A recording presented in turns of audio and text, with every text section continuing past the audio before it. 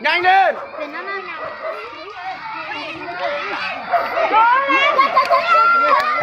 Cố lên.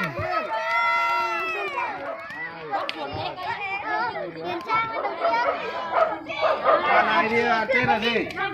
Đọc tên. Đi học nhìn chưa bác mò. Chị mà ngủ rồi.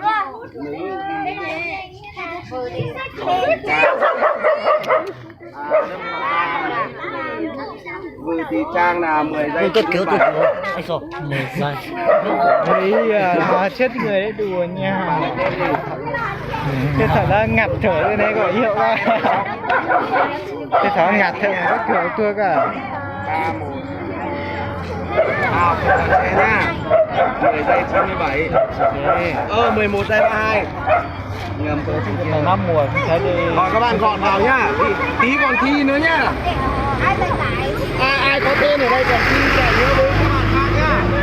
Các bạn thầy nhớ đọc á mơ là chạy ngã bị chết chừng là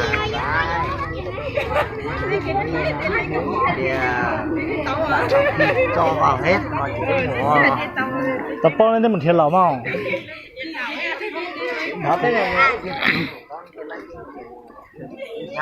thì cho chị biết hai thì giờ chị đây Nhìn có hai con nào nhỉ?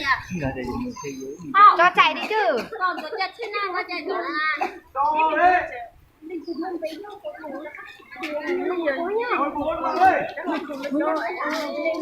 Chị phụ nữ là đi hết chị. Là hai chị chị chuẩn lùi ấy là chiên lại. Không phải không. Còn ai vào đi.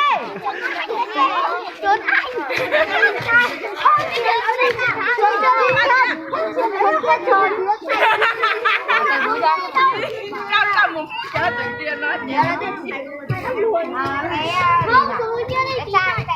Bảo khối 4 lớp cô là đi bộ ơi là thầy còn ăn cái chữ cái ra ai mà có ăn thế rồi bang về đến rồi ra bảo bang nú ra thi đi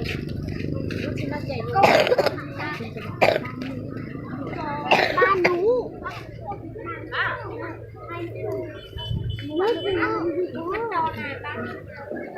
Thảo Thảo ơi ôi Thảo về bảo Thảo đi chạy là chính là trên năm phải những con lệ đá ra mà chính này bên sau phải trời từ gần giữa dưới có tiêu vô lần chênh nó 200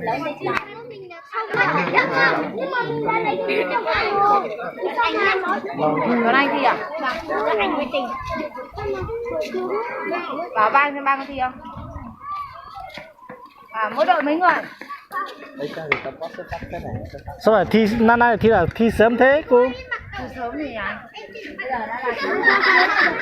mọi năm tháng 12 à mọi năm thì muộn Giờ đã là tháng 1 đấy, tháng mọi năm rồi, tháng 12 rồi.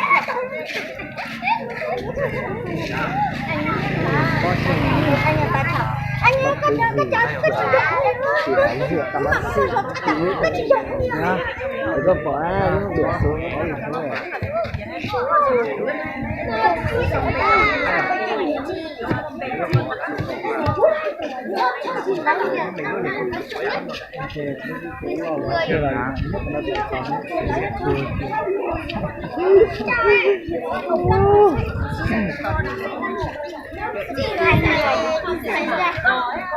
có phải được xuống chạy đi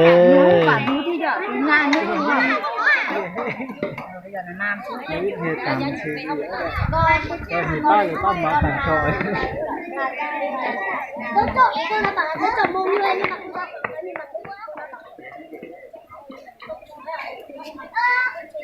không người ta nhịp nét nó hơi nguy hiểm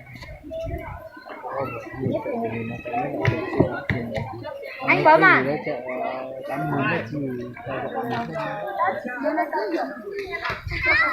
nếu mà đến một đường chạy được cái nào thì nó bật chết cái chạy Rồi bắt đầu phát động. bắt đầu Rồi đánh ra. Các bạn đứng gì vào nào? buồn thẳng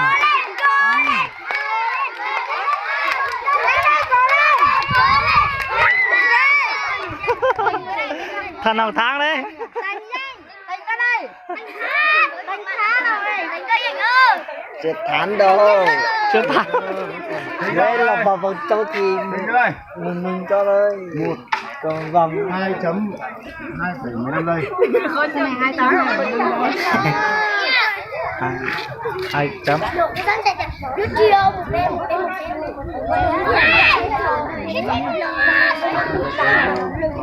Đi trước đúng không? Đây con năm. có loại hay gì? Có loại hay gì? Có hay đó.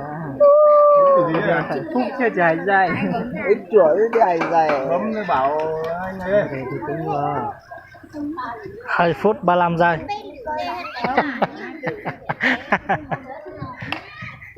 Dừng mình nhá. Hai người mà. có thằng đánh Bấm sai. thằng đánh nhanh nhanh như thế. Rồi cứ chọn tình với này một bàn nữa. Không ra đâu, chọn tình với này một bàn nữa. Cái bàn nào áo xanh lên đầu tiên à? Đâu rồi? Đây này, hai đứa này là đứa nào? À, bạn đấy à? Bạn này tên là gì? Cường à? Cương. Cương. 423 đúng không? 4-3 đúng không? Thế 2 thằng thôi. Thôi bấm cái kiểu nó cũng không vậy nè. Có bấm đâu. Thôi ghi tên 2 thằng ấy cũng được. Ghi dù sao nó cũng vào chung kết mà. Có loại gì? Tiếp đi. Từ từ. Đâu tô chơi được không?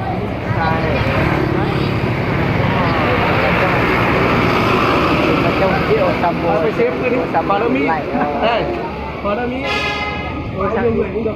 tầm 4 trận tầm hết mấy giây nhiều nói. Mỗi đợt 4 người. Nó có thể là cái quay đấy chị. Vào đây. Đó là 3 giây. Bắt đầu thì 4 người tiếp. Chạy khỏe vào nhá.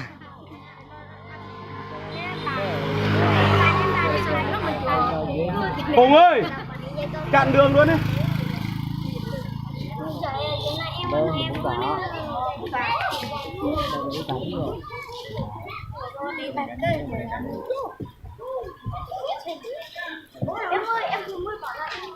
Con chân nữa anh. Có. Cố lên. Mày trứng nó trứng. Cố lên. Nhanh lên, vào đây. Tiếp tục. Tiếp tục chạy xa đi. Bạn này thứ hai đúng không? Thứ nhất. Bạn này đi chơi à? Đọc tên nhanh lên. Đây là gì?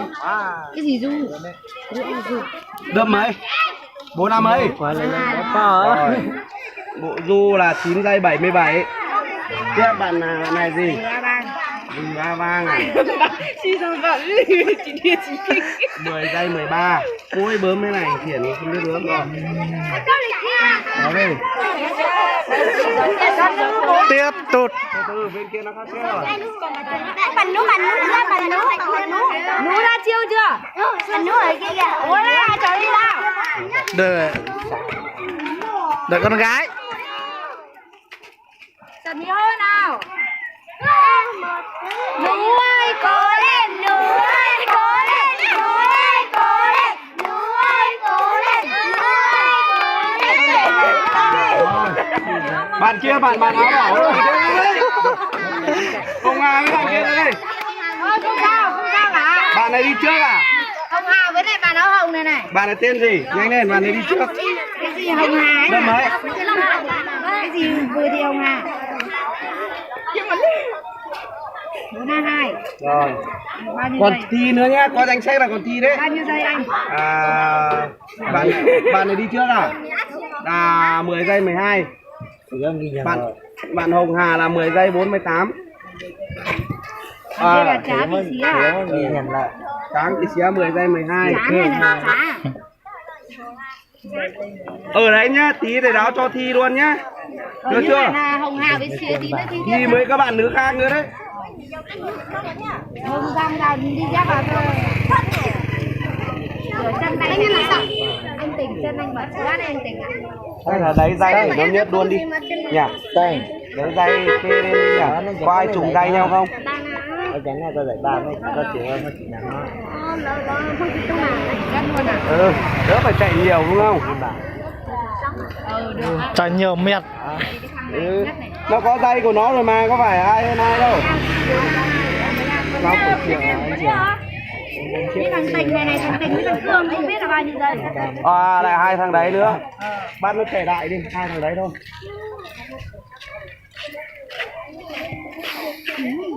Đánh với Cương dặn bạn là gì là bác Cương của Nada đi.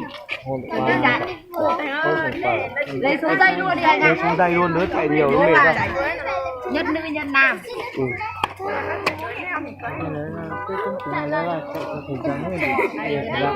Bắt đầu.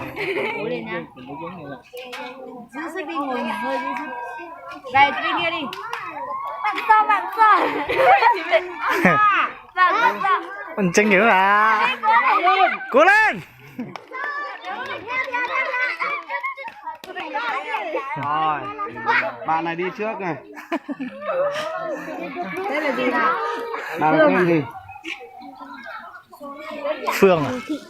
Thương.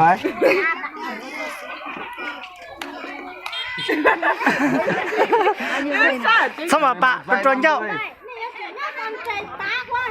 Bạn thứ hai.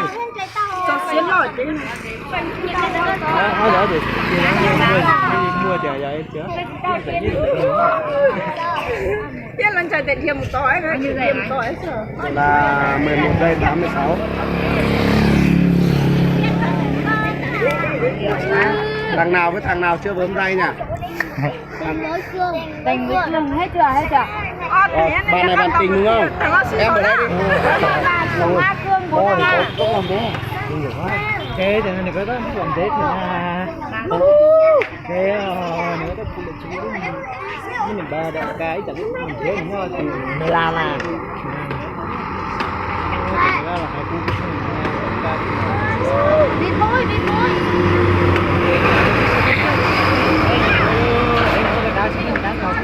Con sẽ phải lo cho cả đây.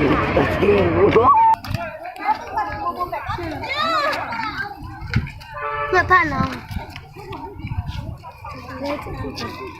Đây, đừng có làm.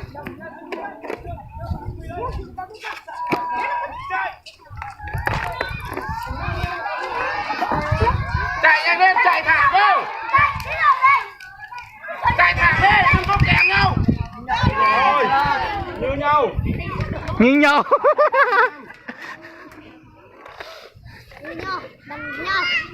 Bằng nhau cho hút nhau nhỉ, phải không?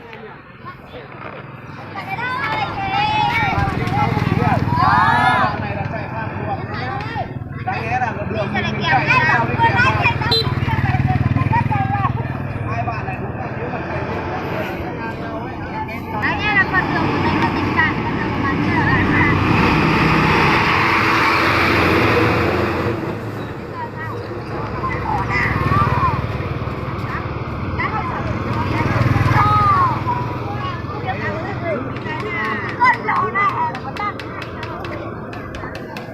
Bắt đầu test chạy đuôi thì chạy hút chạy dai. đáng nghĩa đường qua người đi chạy vừa đấy Bêu.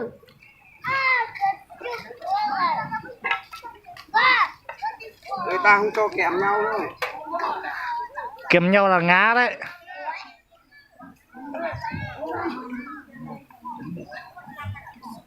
Tình kèm bạn là sai đấy.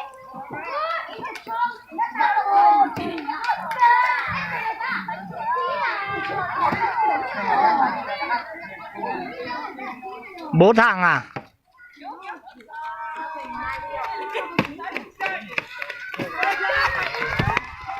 Nhanh lên, đi tránh đi.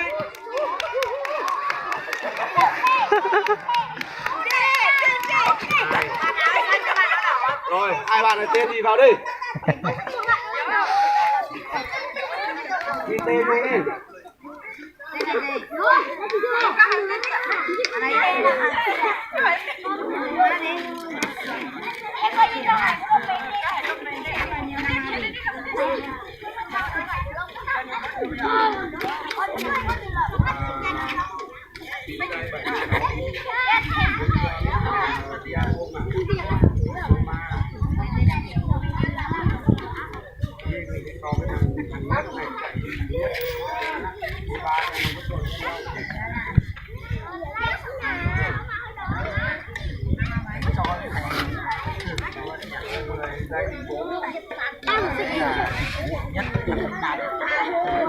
Bạn này chạy nhanh nhanh.